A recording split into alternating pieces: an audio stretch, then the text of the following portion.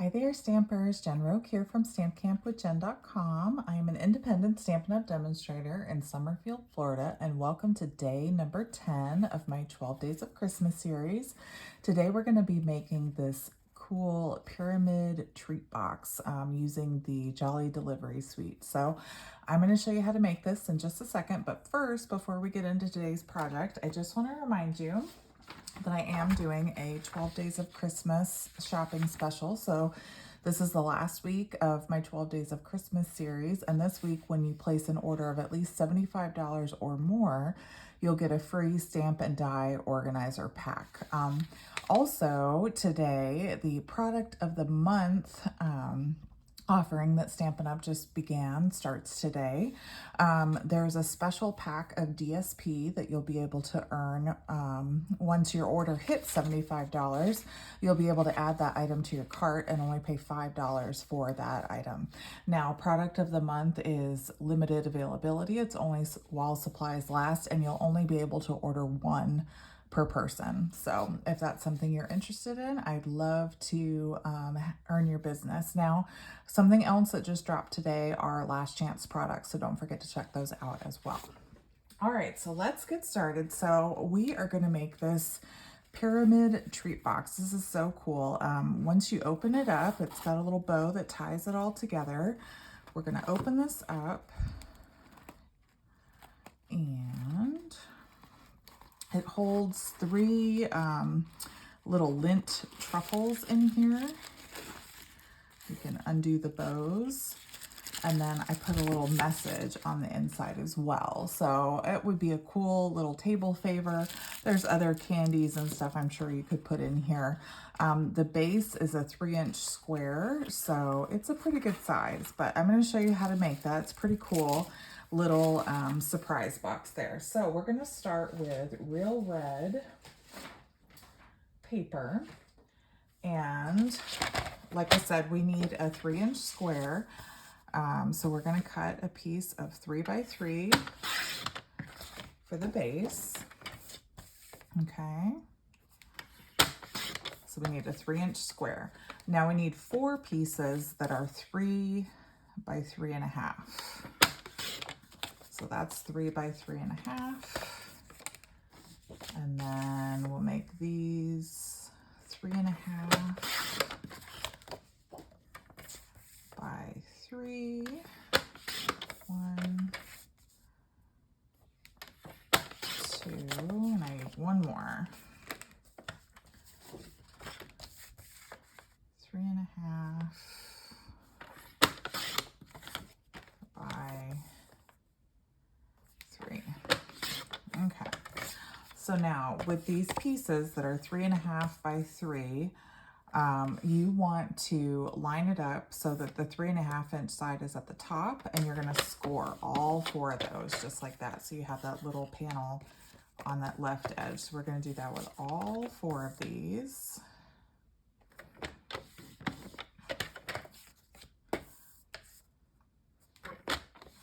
And like I said, I'm just lining them up at that 3-inch mark and making that little score line. Now what we want to do is we want to rotate it so the 3-inch side is at the top. We're going to line up our edge of our cardstock at the 1.5-inch mark and make a little pencil mark here. I'll try to zoom in so you can see what I'm doing. So I made a little pencil mark at the track up here.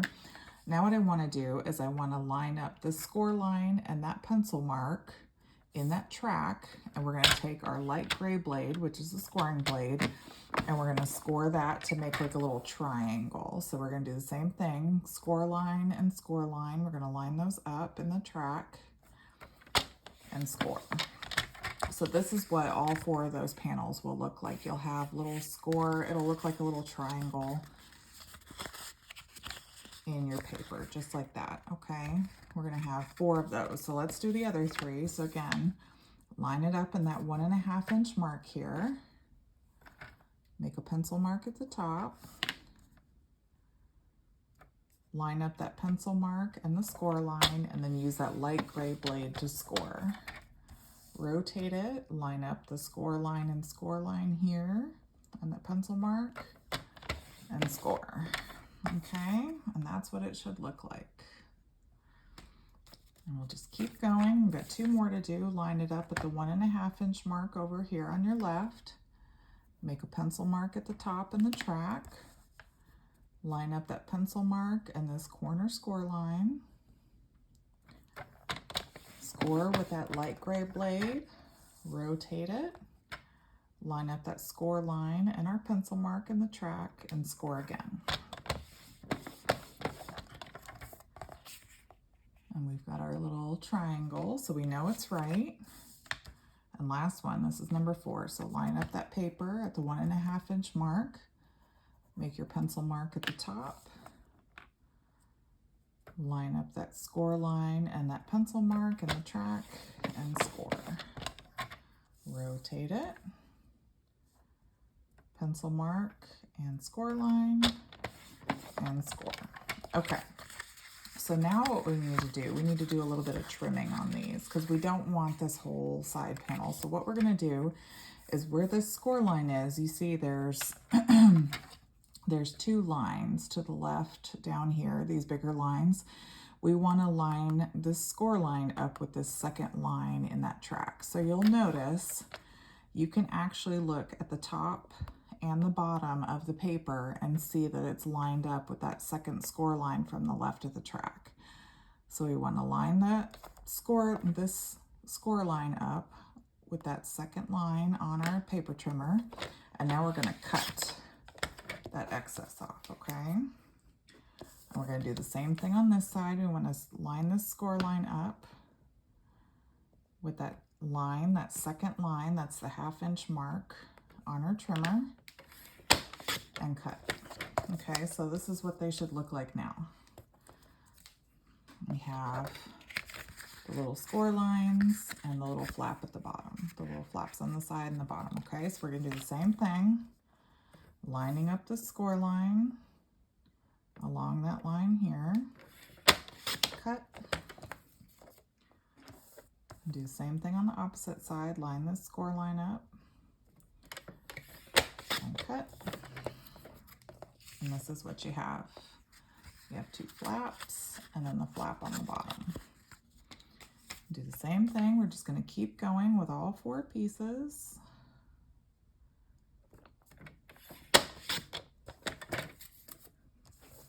And we're lining up that score line again. Look at the top and the bottom. Make sure it's even and then cut. And then we're going to fold. We've got our little flaps on all sides. And then the last one here, we're cutting and lining up that score line again and cutting. Okay. So there's those basic pieces, right? So now we can go in and burnish all of those score lines. And then we also want to miter this bottom flap. You want to miter those edges. Okay, so you're just angling off those edges at the bottom. And then the top up here too, you want to angle that.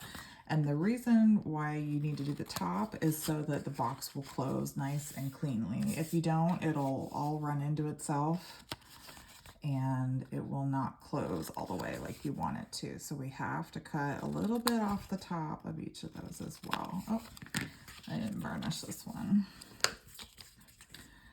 So that's why we got to cut just a smidge off of that top angle as well. So let's burnish this one. Okay, we're going to cut those angles, and we cut the angles on the on the bottom so that the box lines up nicely on the bottom as well. So again, this is the top. We want to angle just a little bit off. See, like that, okay? And then this last one, we will take our bone folder and crease those edges. There we go. All right, so again, we want to miter or angle cut the bottom. And then on the top, we need to cut off a little bit at an angle as well. All right, so that's what each panel will look like. You'll have that little bit of an angle at the top. You'll have those angle cuts at the bottom, okay? So now we're gonna take our 3x3 square and we're gonna take a little bit of liquid glue and put it on the bottom. This has been the easiest way I found to put this together. So on this bottom flap here, we're gonna take some liquid glue and put it right there. And now take your square and line it up just so it meets that score line. And you can line it up and kind of get it flush with the edges that way.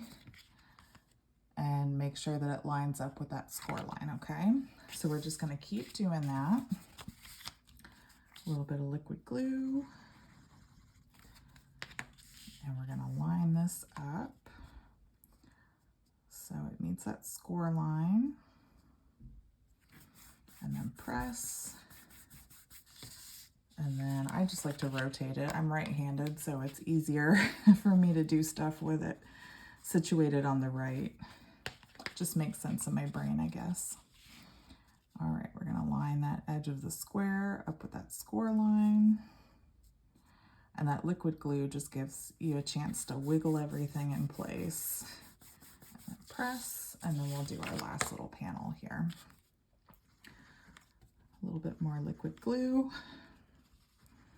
Oh my goodness, this one's almost out. I feel like every time I grab a bottle of glue, they're about dead. I think this is a brand new one. Here we go. All right, and then we're just gonna line that edge of that square up with that score line or that panel there. All right, so it kind of looks like a little flower, right? We're gonna let that dry. We're gonna set that aside. Now we need a piece of the Jolly Delivery paper, 6x6 piece. And what do I do with that?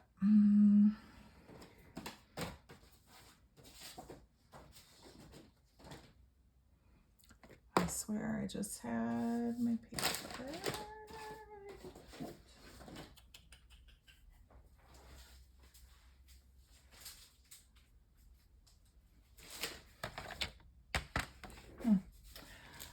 It's weird. Oh, no, that's not it. Okay, well, anyway, this is the Jolly Delivery Designer Series paper. There's so many cute designs on here. I was going to use this little piece with the houses on the back. Let's see if I have. I don't know if I have any more. We might just have to do the envelopes this time. That would be really cute, actually. Let's do that. I swear I grabbed a piece of paper, but I'm sure you guys know that feeling. It gets lost in the sea of everything. But this will look really cute with the red too. I used the houses on the first one. So we need a piece that's 6x6. So this is 6 inches wide, and we're going to cut it at 6 inches again.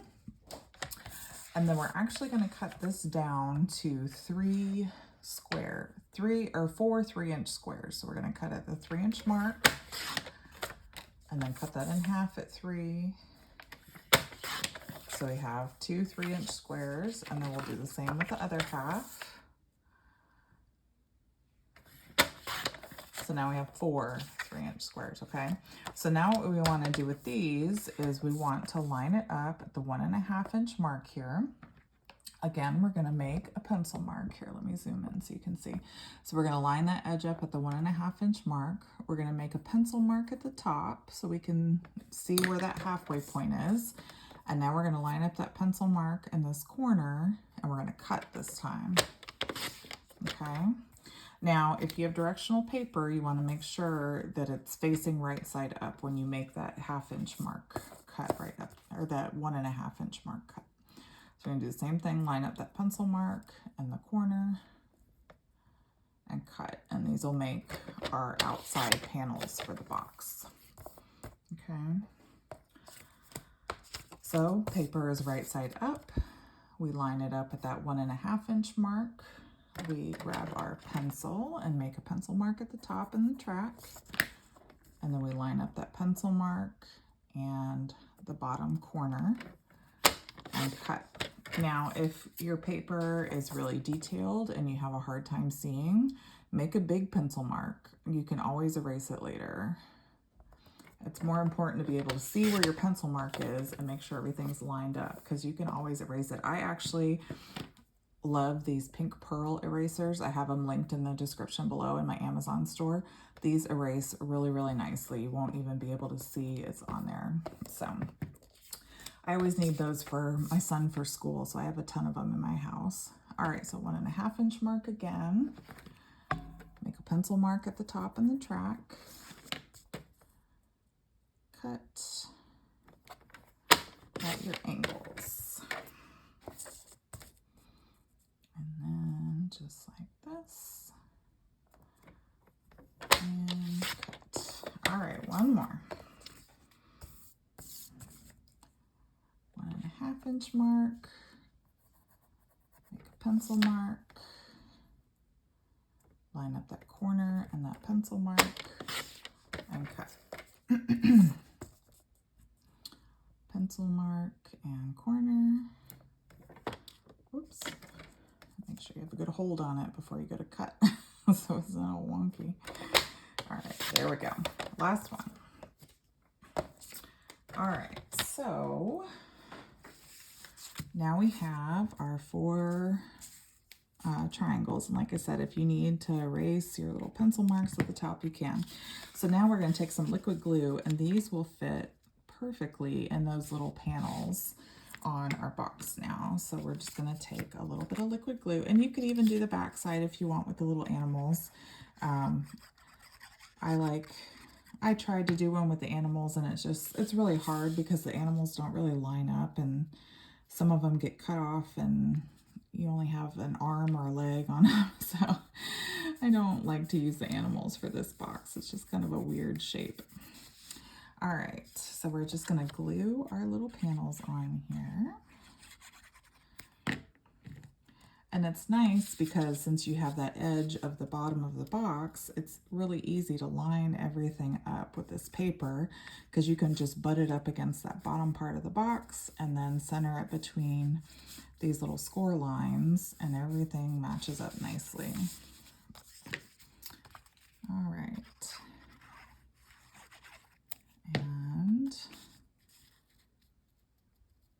But yeah, I think these would be really cute for kids. You could put like a little toy on the inside, or just a bunch of candy and some money. Money's always good, right? Everybody likes getting money for Christmas. But kids love getting like those little stocking stuffer toys. You could throw one of those in there, or just a bunch of candy, like a bunch of Hershey Kisses or little candies would be really nice too. All right. So we've got that all done. It's coming together nicely. So now we kind of have this weird section in the center. So I wanted to cover that up. So I actually made that little message insert for the inside, so we don't have those overlapping pieces showing. So we're going to take a piece of basic white that's 2 3/4 by 2 3/4. I think I need to trim this down just a little bit. And we're going to stamp on the inside.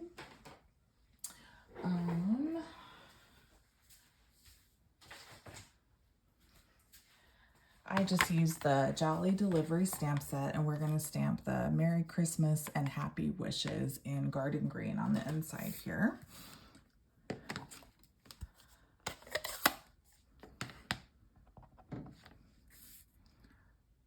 Just like that. And then if you want to, you can grab some of the ephemera and like decorate the corner. I did that on the first one, but I don't think I'm going to do that on this one. But there, it comes with a couple sheets of ephemera, and they have all kinds of these little like die cut pieces that you can take out of the paper. And I have one here. I'll just go ahead and take it off. But I just took one of these out of the sheets, and we're just going to glue it on the little corner down here. Just a little bit of glue.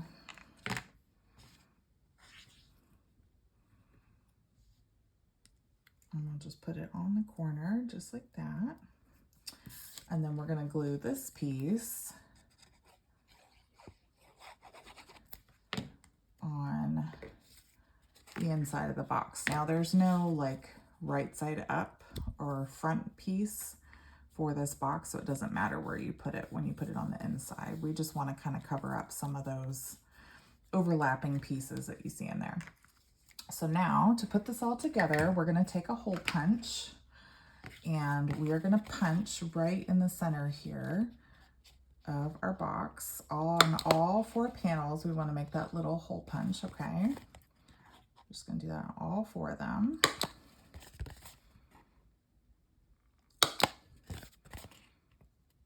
Just like that, okay? So now, if you want your message to be right side up when the recipient opens it, this is what we're going to do. So we're going to take our ribbon. We've got the real red shiny ribbon. We're going to take about an 18-inch piece of ribbon and we're going to thread it through a specific way so that it's right side up when they open and read the message. So we're going to take the ribbon and go behind the front panel and thread it from the outside inward. And we're going to try to get it in there. There we go. And then this side over here, we're going to thread from the outside inward on that right panel, on the right side of where the message is. Now, if you have a hard time getting these in, you can take, so if you have a little take your pick tool and you have this little pokey piece on the end, you can kind of fold your ribbon in half and lay it against that hole and then take your pointy end of your take your pick tool and use that to kind of try to feed it through that hole. But a lot of times I can just get the corner with my nails. We'll see if that's gonna work. No, it's not wanting to work. So just kind of push that through with your tool. No, oh my goodness. Try to bunch this up. There we go. Thread it through. Now, if it starts to fray like this, don't worry, because we're going to trim the ribbon when we're done.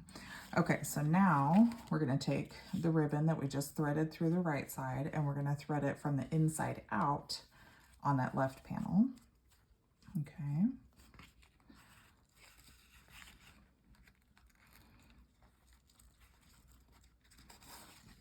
Okay, and then this piece is going to go from the inside out on the bottom panel.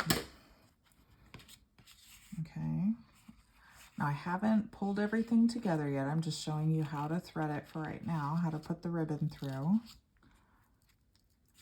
I just want to kind of squinch it up and get it through that hole there. There we go. Okay. So now before we close it, we want to take our 3 truffles and stick that in the box. Now, when you go to close this, make sure these little flaps are pushed inward. It just helps the box kind of close nicely on itself. Okay, push those flaps inward, and then you can hold it with one hand and kind of pull the ribbon taut to close it. Okay. And then from here, you're just going to tie a bow. So we're going to tie a bow like we tie our shoes, right? Like we tie our shoelaces. So you're going to tie a little like half knot here, make a loop, wrap the ribbon around, and tie it. And that's it. And then all we have to do is trim our tails. That's why we don't worry too much about the ribbon fraying when we're threading it through. And that's it. All right, guys, what do you think? I would love to know what you think of today's project. Make sure to give me a little thumbs up and let me know in the comments below what you think. Have you ever seen this project before? This was new to me.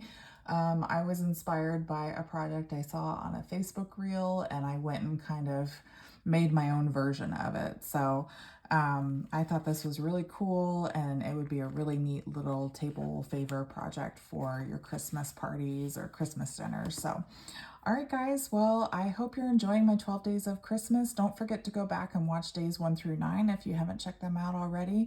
And I'll see you back here for day 11. Can't wait. Have a great day. Be safe and happy stamping. Bye-bye.